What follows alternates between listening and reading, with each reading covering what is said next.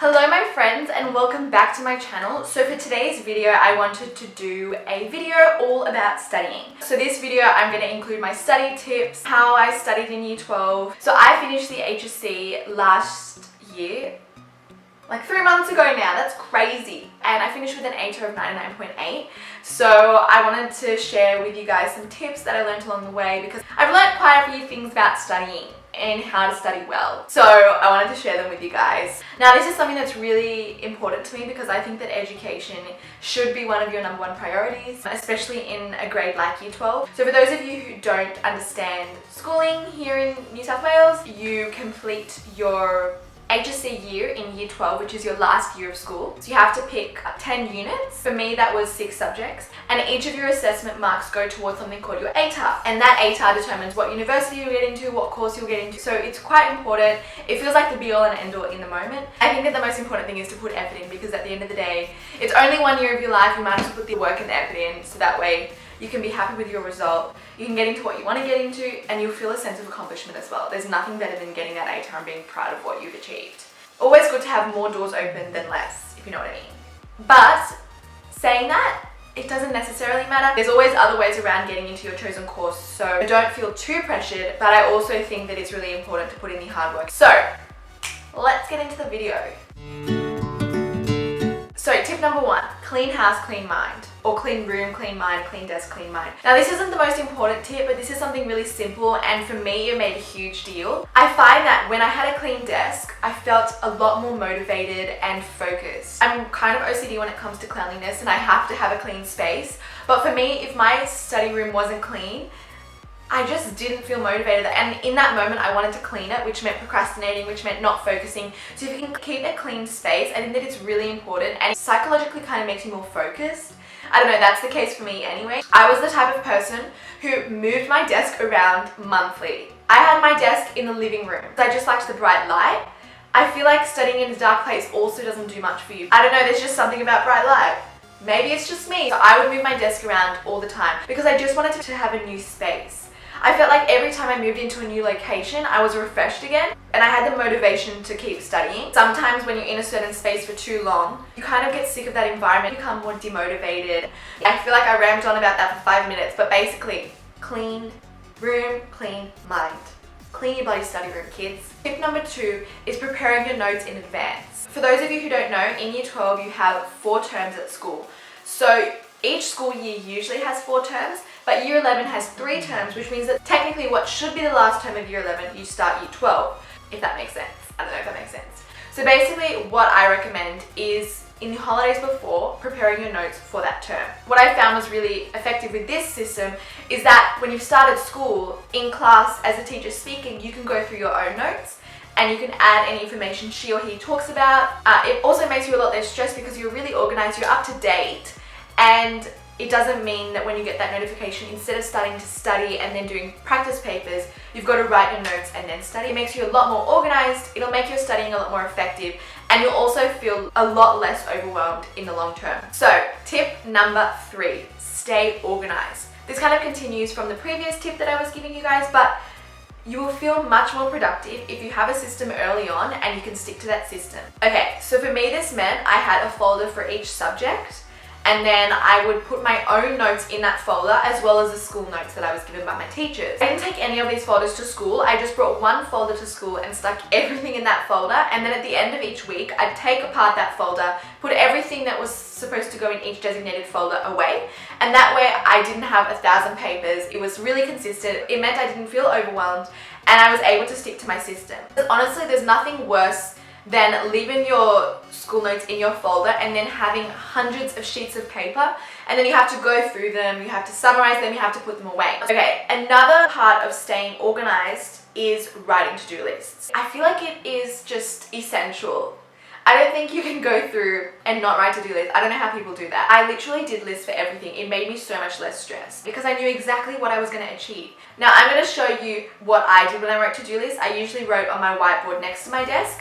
Not my whiteboard, it was kind of like my cupboard, but it acted as a whiteboard because you could write and rub it off. So that was really good for me. I kind of wrote 2. I wrote one on my cupboard and I also wrote one on paper. And I had a little diary that I used as well. I feel like if you don't write down what you've done, or what you're supposed to do. It's harder to stick to your goals. You also feel as if you haven't accomplished anything if you don't tick it off, because I know from experience, I would study for around 12 hours in one day. I would get so much done in hindsight, but in the moment I felt like I didn't achieve anything because I was always striving to achieve more. So I think that a to-do list is a great way to keep yourself focused, to show yourself that you have actually done work, and to keep motivated, and to know what's coming ahead of time. Tip number 4, be consistent. Now, a habit I got into early on, which I found so effective and I highly recommend, was studying the content that I had learned that week at school on the weekends. When you have 50 pages of notes per topic, the last thing you want to do is to be studying all 50 pages in one go right before an exam, or even over the 1.5 or 2 week period since getting that notification for an exam. That can be very overwhelming, especially when you have a lot of exams coming up. Your brain can't possibly remember the 50 pages you learn in one go. I mean, if it can, that's amazing, but mine couldn't. I don't really recommend that, especially since you're going to need to know this knowledge for an exam that's in 1 year or in 6 months. By studying small amounts and being consistent, not only will you feel a lot more accomplished, and not only will the workload feel a lot more achievable and easy to learn, but you'll feel a lot more energized. By getting taught something in class and then a few days later studying it on my own, I was able to assure I actually understood the concept, and if I didn't, I went to my teacher and asked for assistance. Ultimately, the secret to succeeding in the HSC, and I reckon the secret to getting a really high ATAR, is through consistency. Tip number 6, note-taking. I kind of talked about it earlier on, so it's obvious you need to take notes, but I have kind of a few different tips for note-taking. And I'm honestly, don't want to like toot my own horn or anything, but I think I'm queen of note-taking. No joke. I think that note-taking is probably one of the most important things when it comes to doing well in your HSC. At the end of the day, you're studying what you've taken notes on. So if you don't have high quality notes, or you haven't included everything you could possibly be tested on, you're not going to do well because you don't have all the knowledge in your head. You might have a small amount of knowledge, that's great, but you need to know everything. There's always that one HSC question that is about something that no one knows the answer to because it was just one sentence in the textbook. It's good to know everything because then you can gain that 1 mark. I was that person that kind of rewrote the entire textbook. But looking back on it now, I don't even care. Go me, rewrite the entire textbook. If it means you're going to know the knowledge, then who cares? In my head, when I was summarizing the textbook, I was thinking, at the end of the day, it's better to have more in your notes than less. And if I think that it's not that important when I'm studying my notes, I'll briefly go through it, but I won't focus on it. And for me, what that did was it allowed me to have that knowledge at the back of my mind. So had I been given a question on it in the exam, I could still recall the information. Also, at the end of the day, if you're studying your notes consistently, you'll be able to remove any unnecessary information as you go along. Now, I have quite a few tips under the note-taking tip. My first tip would have to be typing your notes. I'm going to give you like 10 reasons as to why you should type your notes, because I know that you've all got some 6 or 7-year-old teacher who's telling you that you need to handwrite your notes because the HSC is handwritten and you recall better if you handwrite.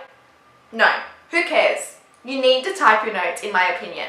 I feel like nowadays everyone types them anyway, but I always saw those kids in class that didn't type their notes and I felt really bad for them. I was like, no, Mrs. Occupino is really screwing with your mind.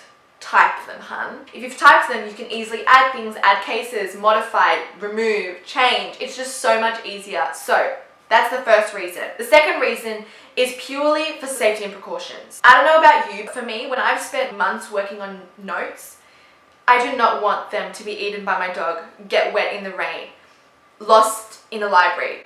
If they're typed, you can save them in multiple locations and you minimize the chance of losing them. For me, I was so cautious. Every time I added to my notes, I would email them to myself. I would save them on my Dropbox on my laptop. I would save them on an external hard drive. The next thing I'm going to touch on is making your notes according to how you study. Personally, when I saw my friends' black and white notes with Calibri font, I wanted to vomit all over the screen. That's just not how I learn. For me, I loved having good looking, colourful, engaging, attractive notes. That's just how best I learn.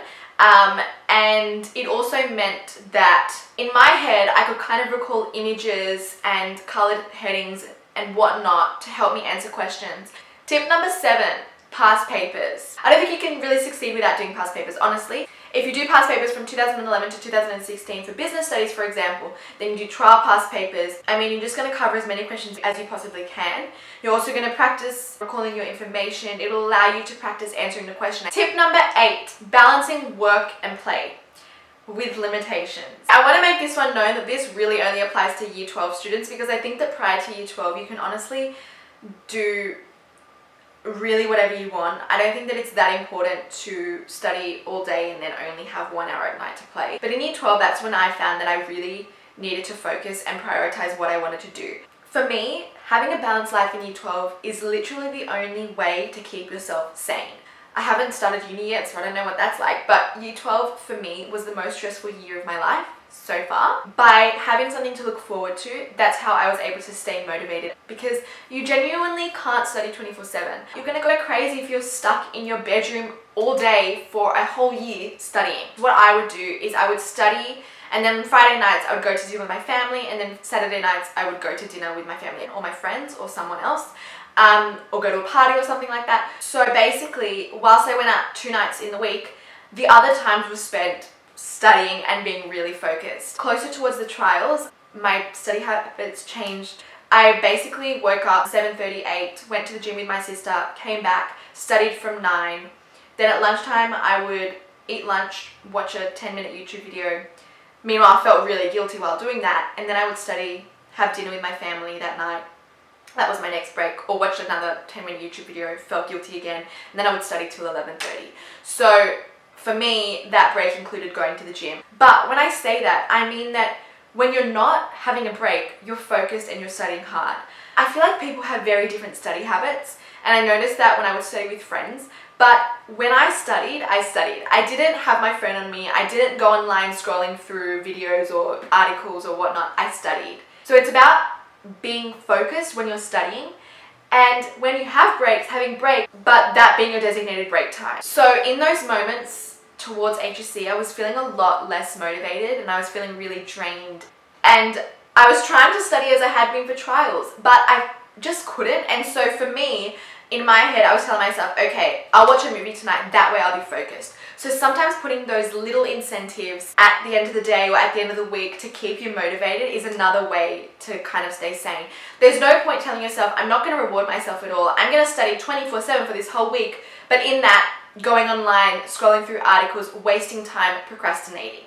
I think that that's really ineffective studying, and you might as well just put a 2-hour movie on at the end of the week than studying that week and doing nothing. Okay, that's it for today's video. Be sure to give this video a thumbs up if you liked it and if you thought it was informative, and hit that subscribe button because is my hair crazy? Yeah. Hit that subscribe button because I do post new videos twice a week, and I will see you guys very soon with another video. Bye!